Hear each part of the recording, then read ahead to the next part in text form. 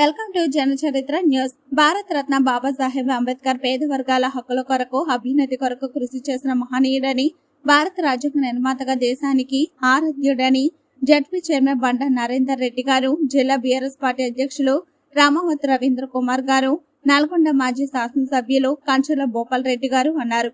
బాబాసాహెబ్ అంబేద్కర్ గారి జయంతిని పురస్కరించుకుని మరిగూడ బైపాస్ రోడ్లోని అంబేద్కర్ విగ్రహానికి పూలమాలలు సమర్పించి ఘనంగా నివాళులర్పించారు. ఈ సందర్భంగా వారు మాట్లాడుతూ అంబేద్కర్ ఆశయ సాధన కోసం ప్రతి ఒక్కరూ కృషి చేయాలని ప్రజలందరికీ పిలుపునిచ్చారు.